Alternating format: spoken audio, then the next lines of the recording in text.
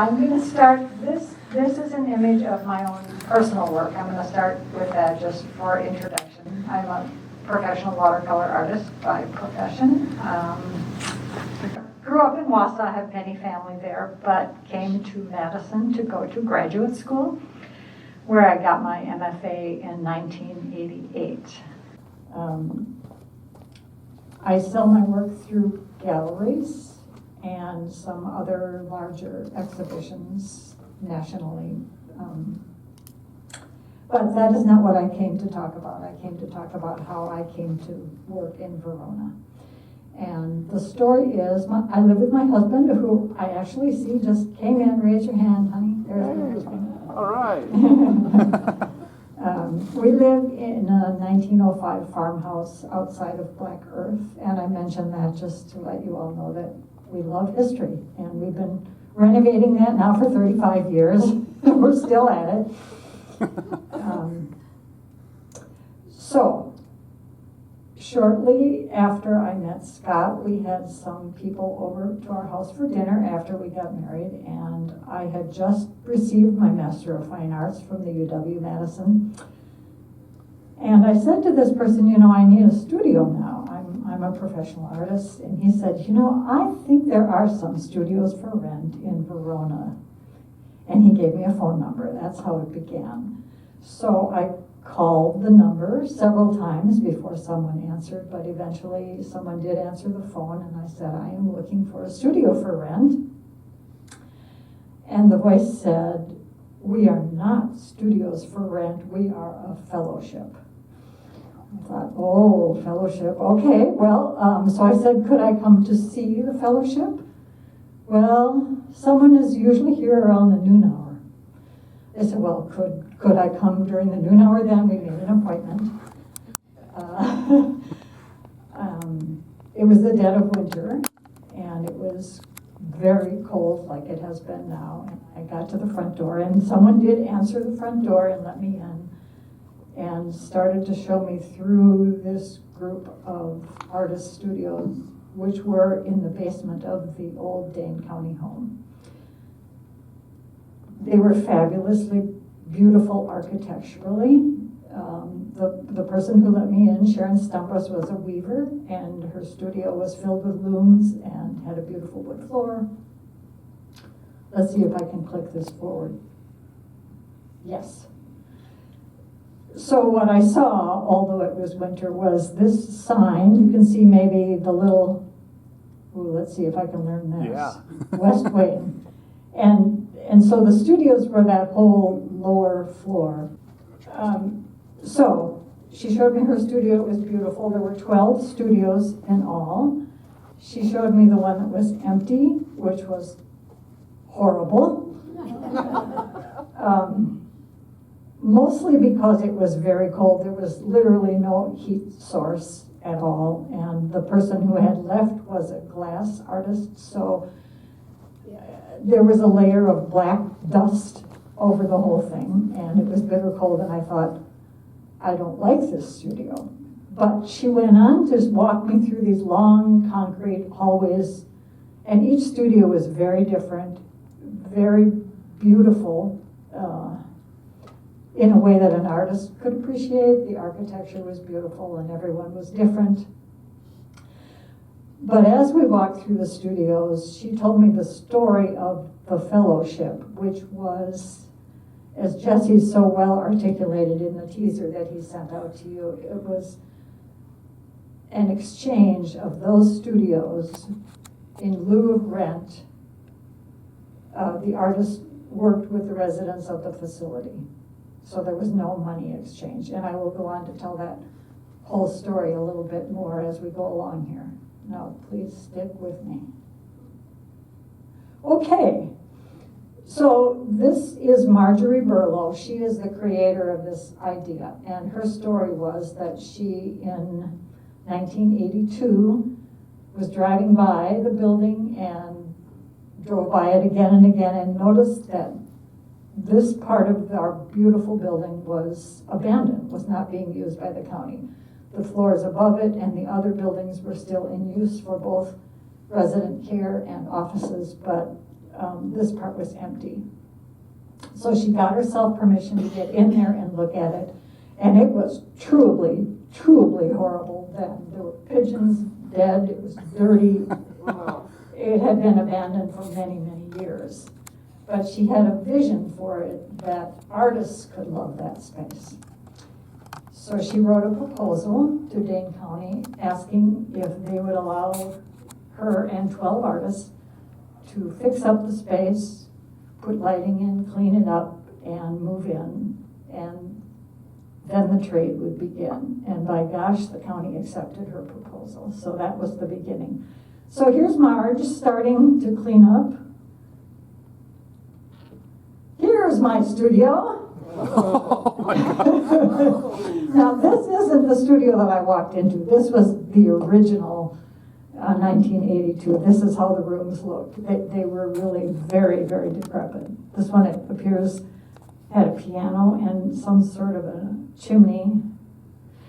Well, anyway, they worked very hard, got some donations, fixed up 12 beautiful studios, and the program began. This is me 35 years ago in that same room working in my studio, what it became. They were very creative about cleaning up and painting and leaving some of the original brick. The windows were very big, very deep, gorgeous windows. Now, I could not quite find a picture of a window looking out into the courtyard. This studio looked out into a courtyard. Could this be the moment for St. Francis? Yeah, would you like him to make an appearance? Yes. Okay. Outside my window was this gorgeous statue of St. Francis. There were many informal gardens in the courtyards around the studios.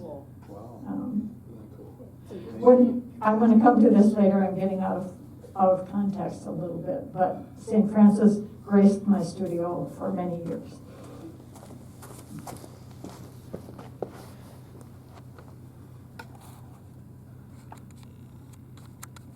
In addition to the work with the residents, the 12 artists did some community resource work. We had school groups come through. We did murals both within the facility and also in various places in the community. And this is I guess I'm going to call it a marker, like magic marker drawing of a resident with whom I worked for many years. Her name was Mary Ann. And she had many challenges, both physical and emotional. Some self-abusive behavior, many challenges. Well, anyway, I started doing weekly sessions with her and just bringing her a few pictures to see if she wanted to draw. And she took to it immediately. She loved it. She would work on them in her room. We would meet every Tuesday. She would show me what she did that week. So at some point I said, Marianne, let's have a show in the hospital of your work, just a solo show. And I want to hang a collection of maybe 15 of your works on this bulletin board. I'm gonna hang it next week on Tuesday. So the next week, Tuesday, I was busy working in my studio. I had a lot to do of my own work, but it got to be Tuesday at our time, and I went up to I was going to just quickly put up the display. Well, so out comes Marianne. I didn't know she was going to join me with this, she said, and she was all dressed up. She had a frilly white dress on with a pink bow. She had patent leather shoes on. She had her hair done. I said, what are you doing here? She said, well, I came to do the show. I said, okay, we're going to do the show. So I had to let go of what it was I meant to do that day, because obviously this was extremely important to her. So one by one, we picked her work, and I have one from the permanent collection that I brought, because I thought it would be nice to have one seen in person. This is Marianne's actual work? This is this is an original Marianne. I'm going to walk around real Yes. quick because it's beautiful. After a bit, she did not need me to bring her any information at all. Her work came out of her imagination, and although her issues emotionally were very deep, her work looked like this. There was this peaceful, amazing part of her artwork that you would not have known, knowing her. Okay, so we got the show going. We picked them all, we hung them up. And then she said, wait. And she could walk, but poorly. She walked rather poorly. So she walked all the way to the dining room. I waited. And she dragged a chair all the way down the hall. And she put it in front of the work. And she sat down in her white dress. And she burst into tears. And I thought, oh, what have I unleashed? But she cried for a while. And I thought, I better get a chair. So I went to the dining room, got another chair, sat down next to Marianne, waited. Eventually she stopped and she said, she didn't think I'd cry, this was years ago. I never thought I could do anything this wonderful. It was a really beautiful moment. So, Marianne got to be one of those very fortunate people who got to leave Badger Prairie. She got well enough and was able to live in Madison in an apartment. But her social worker felt that her work with her art was so significant to her self-esteem that she should see me a little bit more. So every Tuesday, they would put her in a cab from her apartment in Madison, and she came to Verona. And she and I sat at Hardee's together. There used to be a Hardee's. Oh, we know about that. You know the Hardee's? We don't mention torture. You don't mention Hardee's? Okay, well, anyway, it served us well, Marianne and I. And she would bring her work and show me what she had done that week. And after a little bit, she didn't need to anymore. But that is the Marianne story. Wow. That's amazing. I can't believe it. She said.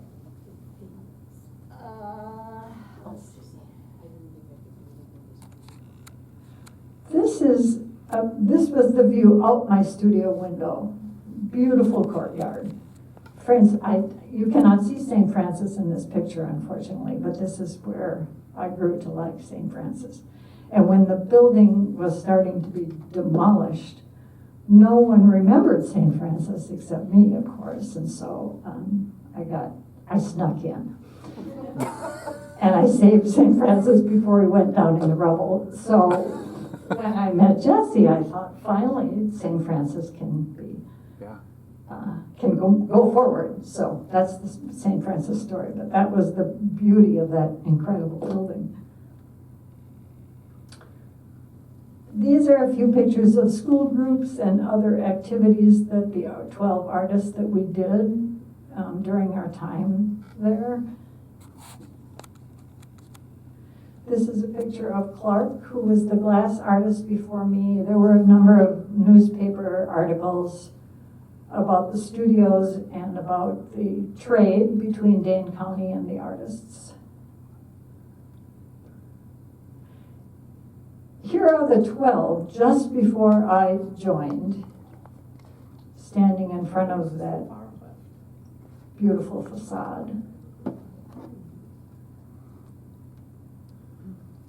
Okay, this is the next era. When the first building went down, the artist advocated to be relocated to the next building that wasn't being torn down yet.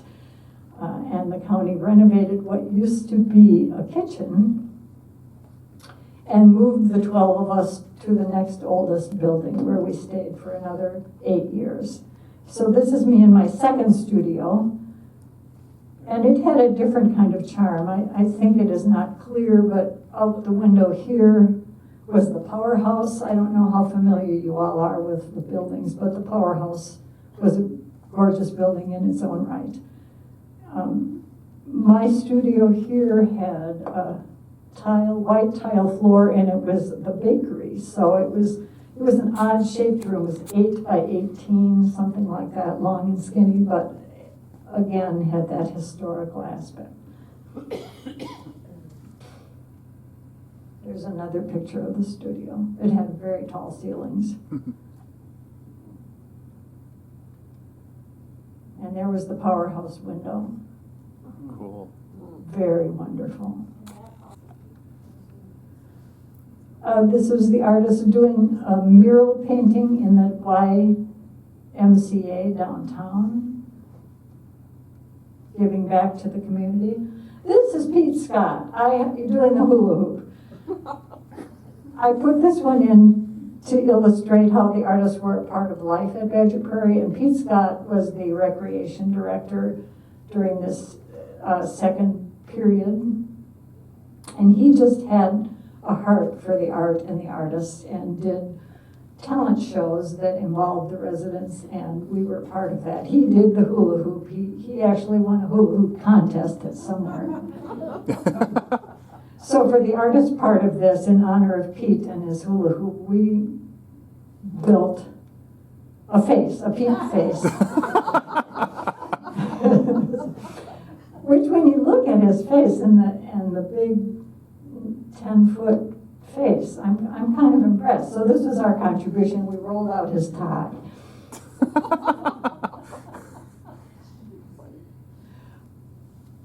Oh, I was going to tell one more story from that era, and that is I have a couple of other original artworks here. I can walk them around if you'd like. This is a watercolor done by Maureen, who was a resident of Badger Prairie for quite a few years. And Maureen, she did a certain technique in watercolor where you wet the paper very wet and put a lot of paint on it and drop salt into it. And that is a technique that other watercolor artists do, but she just took to it and loved it and made many, many of these. When Sister Maureen died, she had two sisters who planned her funeral with her, and they asked the artist two things. One is if we would be pallbearers for her because we were very significant in her life, which we were honored to do. And secondarily, they put in the narthex of the church, they put up walls and put, I would say, maybe 50 of her watercolors in the narthex of the church. Wow. To honor her, and anyone who came to her funeral, which was very well attended, got to have one as a gift. So that was Maureen's story.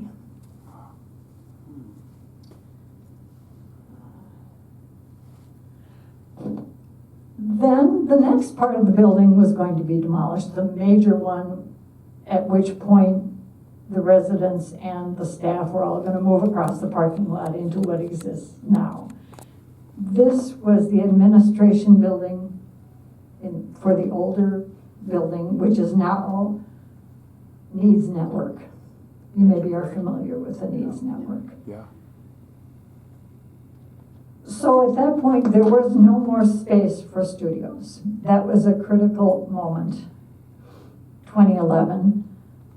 And staff people were looking at other options. Could they build studios into that big barn that's still standing there? Could the artist move into this building? Could the artist possibly move into the new facility? And there just was no more space for the artists. So that was a critical time. And all the artists except me then left, but I believed still. And so I got permission to stay in this building literally by myself for 4 years while they decided what to do with the building. So the sheriff would come in, or there were different entities that were considering using this space. And my opinion was that the program could continue. So I wrote another proposal now, 20 years later, saying, I will stay in this building, I will stay, I will restructure the program if you give me a little budget. That was the deal. That we can't barter anymore, we can't trade because there are no studios. But if you give me a little budget, I will look for artists who will come and work with the residents for money. So lo and behold, it got accepted, and so I stayed here, and I bartered yet for this studio for about 4 years while we moved to the new facility. So during this time period, I brought,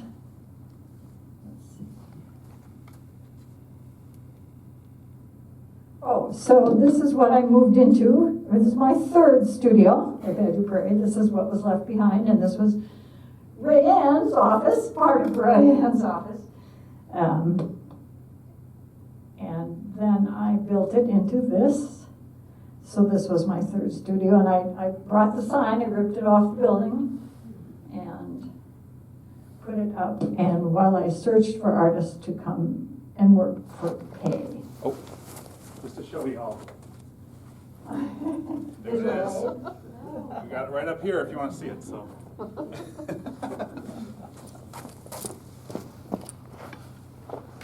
Well, we're at the archives here. This is the lunch bell. In all the various permutations of West Wing, when it was noon, someone would ring a bell, and artists who wanted to stop working and have lunch together would. It was optional.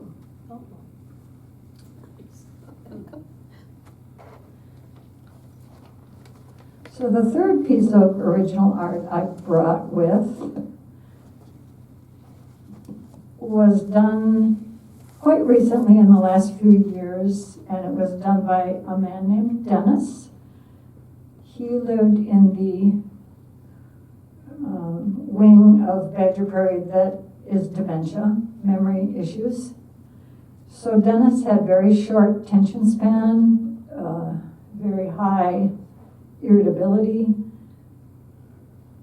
So I did a group of maybe 4 or 5 people with dementia in this wing, and brought always something that could be done immediately.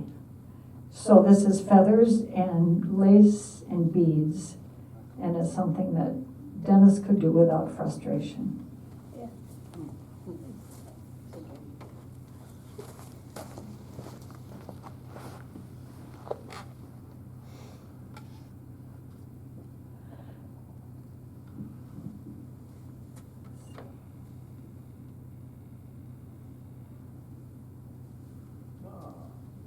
When all of the residents moved in one day, that was something else. All in one day, the residents all moved into the new building, and it is a beautiful building, state of the art, but there was zero budget for art, and there are halls and halls and halls of art. So it occurred to me and Steve Handrich, who was the administrator at that time, that we have art, lots of it. Thousands of pieces of it, because we've been saving them for years. So the artists started framing. I found a framer in Madison who, for free, started framing artwork. And over the last 5 years, 6, 7 years since we moved to this building, we created what we call the Badger Prairie Permanent Collection, which is the best of 40 years of resident art, professionally and beautifully framed, that fill every hallway, every bathroom, every conference room of the facility. It makes a huge difference to the residents, who gain a lot of self-esteem, and their families, to honor them in that way. It isn't really just stuff stuck on the refrigerator. It is professionally framed, and it looks beautiful. There's the front entry, some acrylic paintings. the main reception area.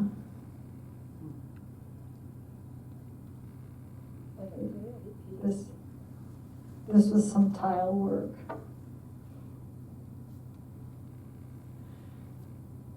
This one is a little hard to see, but some of the paintings that are in the main reception area were done by an individual named Gilman. He was a farmer, and his work often looked like a patchwork of fields. There was a little article in the Verona Press about the opening of the new facility, and it showed the artwork. I had a good joke with the administrator that he was on page 2 and Gilman was on page 1. And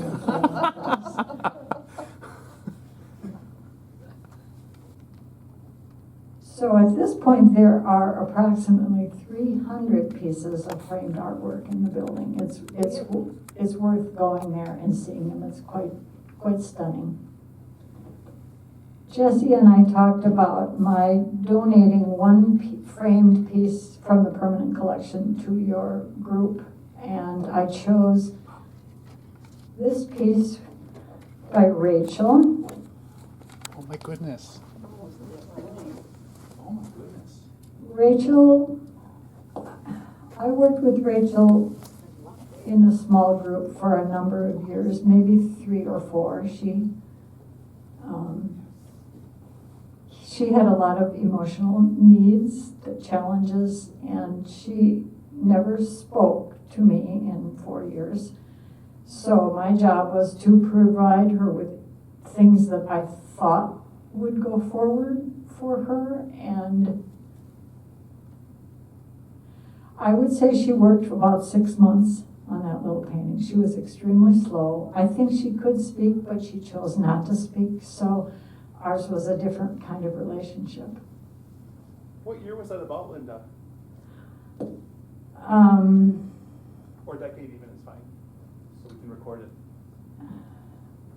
I could figure that out, but I'm going to say maybe 2010. Okay. Thank you so much. Yeah, that's wonderful. She was very skilled at drawing. She liked colored pencils.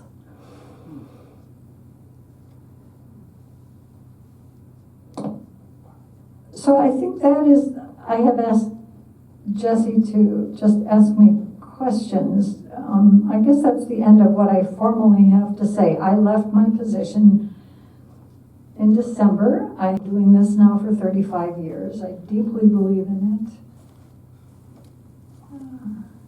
We'll see where it goes from here. The constant over all these years and all these 4 studios, I put this one in because this is now what my husband refers lovingly to as the art lady's room. And that is because there is no more studio. When the Needs Network moved in, that was literally the end of studio space. And so now we have an office and we have supplies and we have rotating artists that come in and teach and then go away. Linda, oh my gosh, wow, this is a lot. I do have a couple questions if you don't mind if I ask you. Calling back to our interview, there was a couple really poignant moments I remember, and one of them was I asked you, what benefit do you think the residents got from this? And you mentioned 2 things. One is that this is not what you would call art therapy. That's its own study or its own. Can you mention what art therapy is versus what you do, and then how you said to me what you think the benefit was that they got from this? Yes, okay. I cannot speak knowledgeably about art therapy, but there is such a thing as art therapy and degrees in art therapy, which are really quite similar to what we do or what we have done. However, the difference to me is that we, the artists, got to just be artists. We weren't there to try and fix anybody's issues. We weren't there to understand where they came from or how many years they lived at Badger Prairie. We just were there as a breath of fresh air, kind of, from the community. We weren't staff. It didn't matter if they ate their breakfast or not to us. We just were there to let them create and encourage them to create. So I think that is maybe the power of what I think Westwing is. The unique power of it is it was just artists. Yeah. Wow. Yeah, thank you. And then in the last couple of years, and you mentioned too why this was so important to capture the story now, because your last day was in December last month. Correct. Can you talk about procedurally in the last couple of years how you would physically, like, you said you'd go to one of the little houses or little villages every week. What was it like? Can you talk about your procedure for the last couple of years? What you would bring, what you would plan, when it was really just you at the end? Yeah. Let's see. Oh, here we are, this pandemic, Linda. When the pandemic hit, I was furloughed for a year and a half because of non-essential services, so that was that. But when I came back from the pandemic, the others were not yet allowed to come in. And so what I did was just went from neighborhood to neighborhood to neighborhood and took materials that I thought were most appropriate to who lived where, so that there were less, people had less time, but so that it was still quality time. And the hired people that came in, which were not allowed in the last few years, but before the pandemic, would do the same. They would prepare an activity and go to a neighborhood and then do it next neighborhood after that. And a neighborhood is like a group of rooms. It's like a hallway, yeah. Can you mention the cork boards too? Because I love that when you showed that to me, what the function of the cork boards were, the bulletin boards. Apart from the framed work, which is permanent, once it was selected, juried in, not by me, but by external artists, those works are permanent. But there were 4 places in the facility where there were big bulletin boards, and that's the work that could rotate through. They would do a class, and then the next week, those people could go and admire their work hanging in the hallway. So people saw their art like right away, even if they weren't the ones in the frames. Yes. That's pretty awesome. Was it ever in that basement of that 100-year-old asylum? Was it scary at night? What was it like? You told me that it flooded one year. There were many floods because the downspouts were not cared for anymore, and so there were many times that there was water coming in, moisture. It probably was. I wasn't there at night. It probably was kind of scary at night. Okay. But the beauty of the building always balanced it. Yeah. Yes. Oh. So in the beginning, Here you go. If you want, just. So in the beginning, when it was the 12 of you, Yes. did the residents just kind of gravitate to an artist that they felt connection with, or the art that you were producing, or how did that all work? That is a really good question. The residents did not come down into our professional art studios. That was separate. We went, as we called it, going upstairs. We went upstairs to see them, and there were large groups that all the residents were welcome to join. But there was a lot, when there were so many of us, there were also many one-on-ones or one-on-twos, and those people were picked by the Badger Prairie staff, social workers, and other people that thought maybe they would benefit from it. How many people do you think you had participate? How many residents? So the over question all if you those hear was years? how many people participated? Residents, like you mean patients? Yeah. Yeah, over the years. Yeah. Curious. It's probably hard to say, but. Yes, I can answer that in one more specific way though. During the last years, the last 5 or 6 years when we had the artists coming in for pay, another thing we started doing was having openings once a year, just official party openings, and we hung in the main activity room. All the residents worked from that year and had music and Nice. beverages, and family members came. Those were really exciting, beautiful parties. So looking back, which I have recently, there were approximately 50 to 70 Participants. participants in any given year. Oh, that's a lot. It's a lot. Yes, Yeah. thank you. Yes, ma'am. Other questions? Since all of the artists have a different area of expertise, how did they adjust when they were glassblowers, for example, to working with the residents? I mean, your area translates very well, but how did the other ones adjust and what did they do? We did not necessarily teach our own media, because for the most part it was just too difficult.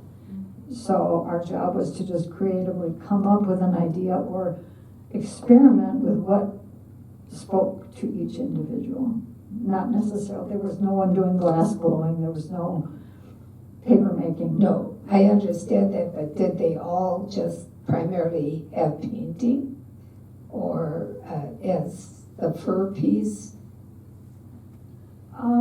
Whatever we could come up with. There was some play, I guess maybe there was some paper making. There was a woodworker during those first years, and I think he did some wood construction pieces with people. Well, I know artists are creative, so I'm sure they came up with something. Coming up with ideas that were challenging enough for the people that were very intellectually together and would still not frustrate the people who had more challenges. It actually was a very difficult task for artists to come to the middle ground of that, so that it was stimulating on all levels. How old was Mary Ann at the time you were working with her? I would say she was probably about 45. Well, but for the cameras. Okay. I'm curious about the budget hassle that you might have had with the county and how you individually had to work politically to get what you needed to keep moving forward.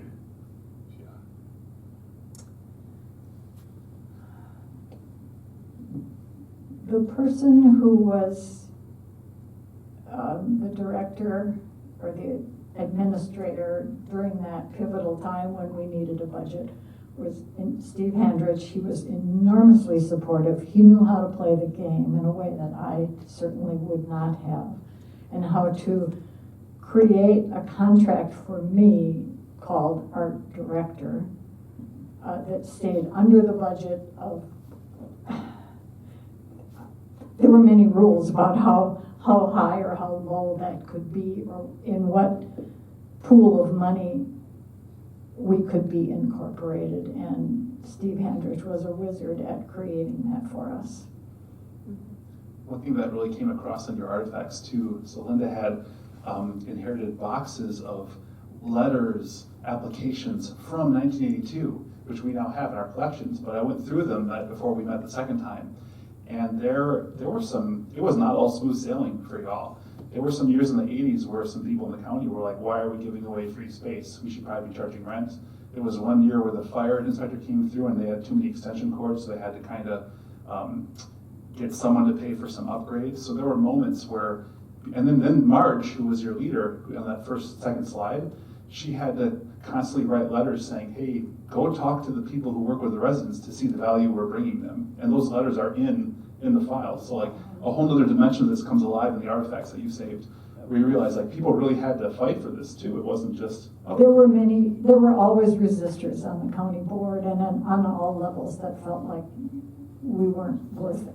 Were there any parts when you were there in the 90s where it almost got shut down, or were the struggles mostly in the 80s? I mean, you can see them in the 80s, but were there any close calls in the 90s, or until the building got torn down, was it pretty smooth in your experience? There was a smooth period after Oh, good. I missed the Tumultuous 80s. Yeah. Oh, yeah, please. Yeah. If you don't mind, I have one more. When you started bringing in paid artists, what did you have to do to prepare them for the work that they were going to be doing in Badger Prairie? Not all artists. It was a unique position because I wanted to hire artists that were good artists. That was really important to me. But I wanted to hire artists that could see the value, the power of the kind of art that was coming out of the residents and not be intimidated by it, or by being intimidated by working with people who might just look at you one day and say, go to hell, or, you know, there were the people that lived at Badger Prairie have many issues, many challenges. Personally, I think that's what makes their art so good, because there aren't the same filters that people in the professional art world have. And I have been, part of the reason that I have stayed all these 35 years is that I've been personally very moved by the power of their art. It is so raw to me. And early on, when I first started, the artists were gathering a group of resident pieces to hang at the old Verona Library when it was that little tiny damp library. And I walked in, and here were these 20 or so framed pieces. I was very new, and I was just stunned at how powerful it was. It made me very humbled to go back to my studio and think how hard I work on it and try and make it right, but the work that came through. So when I searched for artists, I wanted them to have that kind of openness to alternate art. Very good. Awesome. Thank you. What's the medium that appealed to the largest segment of the folks there? Like if you were teaching a new class and you wanted to come out of the gate with a home run, was it drawing? Was it the feather stuff? Was it painting? Hated drawing. Almost everyone hated drawing. I can't draw. So certainly not drawing. Collage was very popular because it was a little less threatening. Somebody had already done it and you just have to glue it together. So that was always very popular. Paint. Everybody loves paint. And I know Kelly couldn't make our meeting, and Kelly was pretty crucial in connecting us. Can you mention just in a couple sentences what Kelly's role in this was? Because I know she played a really important role in the later years. At least I got the feeling from talking to y'all. Kelly was a believer. And Kelly worked there, I should say. She worked in administration, right? That's correct. Maybe Rayanne could actually answer that better than I could, if you would, Rayanne. Sure.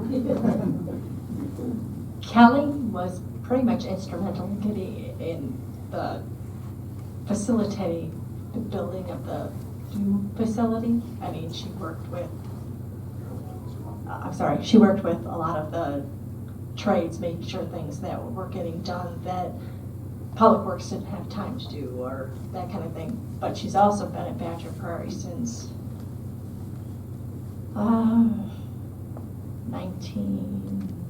the late 1980s. She still works there.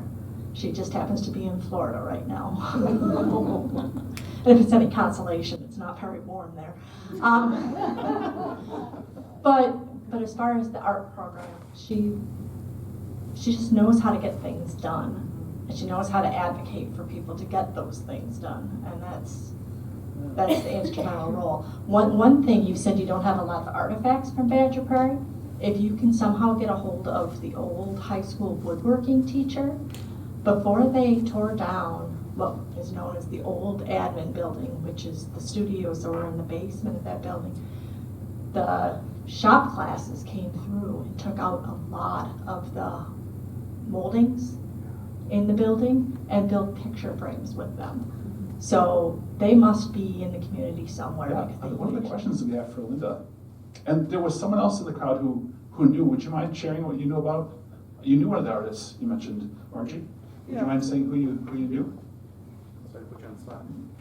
Yeah, I knew the artist Boyce Tots. Oh, yes, Boyce. And I have 2 of his wall hangings, and I'm going to donate one. In fact, your group picture up there, I think he was on the far left. He was indeed. Okay. So I was actually down in the basements when I bought the 2 paintings, they're companion pieces. And then he was part of the starving artists off the square during the art fair on the square sequence kind of thing.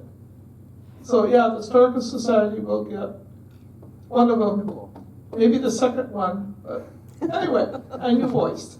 Great, and so, yes, I didn't talk about that, but we had a number of open houses for our own personal work in those basement rooms, so that's what you're speaking of. Mhm. Great. Were they successful? Did you sell a lot of art at those? Yes, Oh, we were really? very successful. Cool. What do you remember about Boyce? Just because we're going to have one of his artifacts in our collection. Do you remember him very well? Did you know him? Did you eat lunch with him, or was he? Yes, we both came to lunch, yes. Do you remember anything else about him? He had, what was his media? I am sort of forgetting. There were paintings. What? Okay, it was, in fact, one of the pictures where you showed pictures in the hallway, I think Yes. those was his. But it's not a painting, it's more of using paper to create like an outdoor scene. Mhm. Oh, cool. And like I said, it's, the whole framed format's about 18 by 22 kind of thing. But I have two of them, they're two companion pieces, but one is in storage. I don't have room for both of them at the moment, but Nice. but yeah, very nice. But I knew him before I, got the artwork and stuff. So I was I'm not, trying to find a good home for him. yeah, I was not there a very long time, a few years maybe with Boyce. He was pursuing other things by the time I had arrived. But one thing I do remember about him is that he was a very honest individual. If you ask Boyce to critique your work, be ready, because he was going to tell you the truth. That's great. Thank you, Margie. We really appreciate that. Any other questions for Linda before we wrap it up? Yeah, Bruce had a question. Well, Here you go. this isn't a question, but I think this is the most wonderful legacy that anyone could have. Yeah. And I'm just so proud of your 35 years of dedication. Yeah. Thank you. It was very meaningful to me.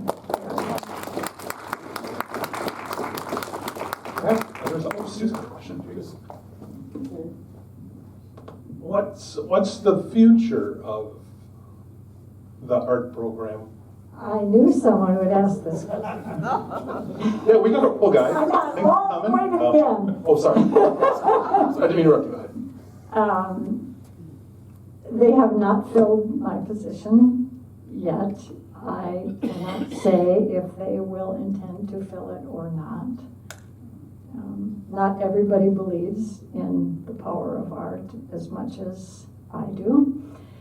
But I said to Bill Brotzman, who is the current administrator, so if somebody calls you, Bill, next year and says, I got an idea, I can do this, will you pick up the phone? And he said, yes.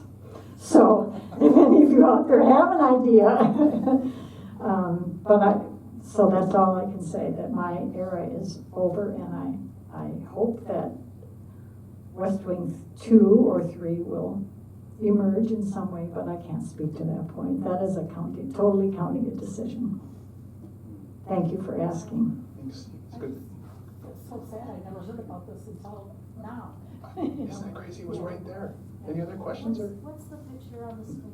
Oh, yeah, there's a couple more pictures if you I want. had 2 left that I didn't get to. I tacked a couple on the end there too from our tour that I loved, if you want. In those last years when we were doing the open houses for the resident work, this is a picture of the main activity room, and the county built us these huge kiosks because there was really no hanging, there was no place to hang 80 pictures in that activity room.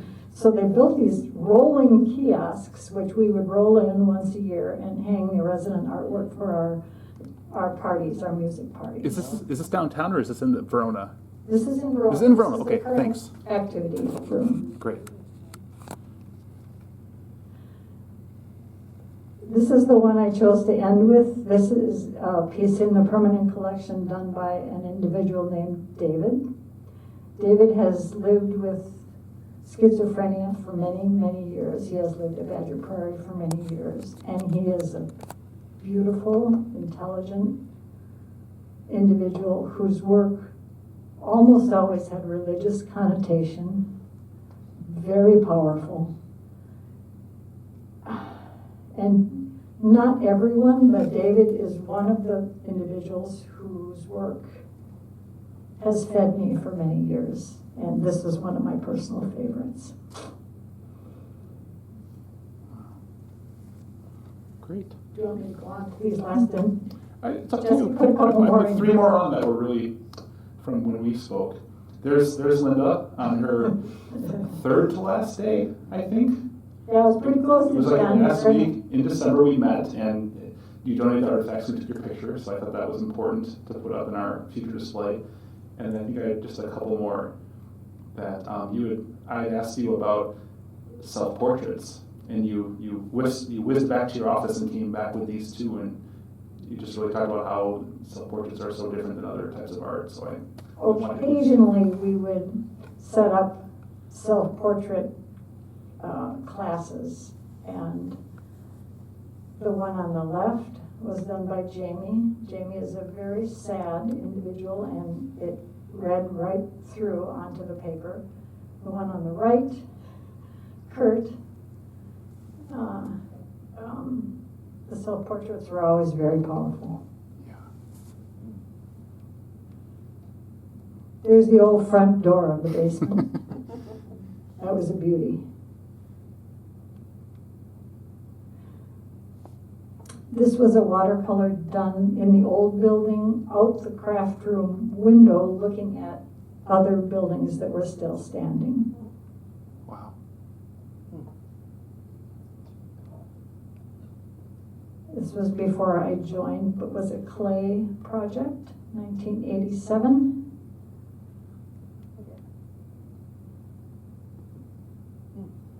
So that was one of the other medias that Badger Prairie did sometimes. That might be the last. Oh, no. Oh, here are some other pieces by your artist, Rachel. Oh, great. And here again, I would say that she would work maybe 6 months on a drawing like that, each one. But I never knew what she was thinking because she wouldn't speak to me. So I would just be in the room with her. I think this is the last one.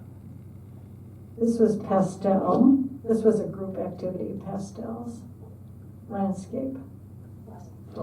Yeah, that's the last one. Well, Linda, this has been absolutely amazing. It's like an honor on our part to capture this story, and thank you for coming and get in front of the group. And if anyone has questions or wants to come up and see artifacts, please do. But thank you so much, Linda. All right.